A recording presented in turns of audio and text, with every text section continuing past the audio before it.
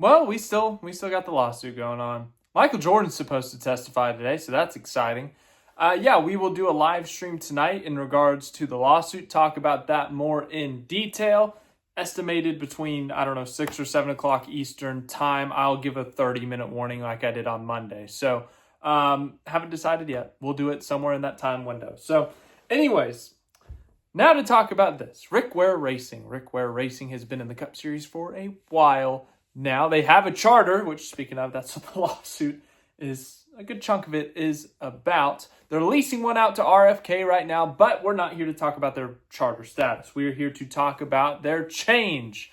They are going to be switching from Ford to Chevrolet in 2026, and they'll have an alliance with Ware Racing. They are Ware Racing. With Richard Childress Racing, sorry.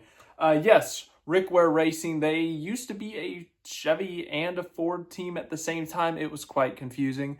And then they finally committed. They became a Ford team. They went full-time. They fully committed. And at one point, I think they had an alliance with RFK, I want to say, or some sort of sharing of information with RFK Racing. Well, now they are going to be switching. And this is the second team that I can think of at this moment within the last few months that is going to be switching from Ford to Chevy. Remember, Haas factory team did it a few months ago. They announced it a few months ago that in 2026, they will be switching from Ford to Chevy, and they will be having an alliance with Rick Hendrick, I believe, Hendrick Motorsports. So here's what this story says from Catch Fence.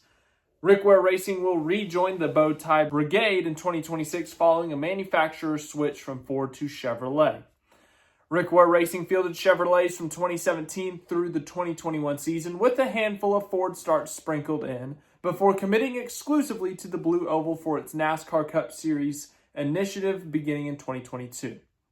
The organization will return to Chevrolet for the 2026 season with a technical alliance with Richard Childress Racing, according to multiple sources. Ware Racing is expected to operate one chartered entry, the number 51 Chevrolet, in 2026. Ware is currently leasing his second charter to RFK Racing through the end of next season.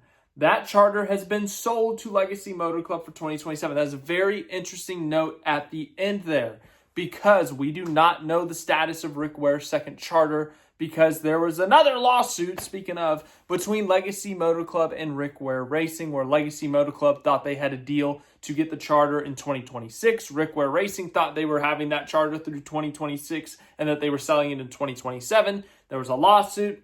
There was early hearings or something like that. But then they ended up settling. They settled, but we did not know the terms of the settlement. We didn't know when this charter was getting transferred. If a charter was being transferred, we didn't know the terms of the deal. Seems like we might know the terms of the deal. And so that has a lot of different effects on a lot of different people. Obviously, Ware Racing going from 1.5 charters, I guess, and they're going to be fully a one charter team. Whatever happened to that guy who was going to buy Ware Racing? Is that going to happen now? What's up with that?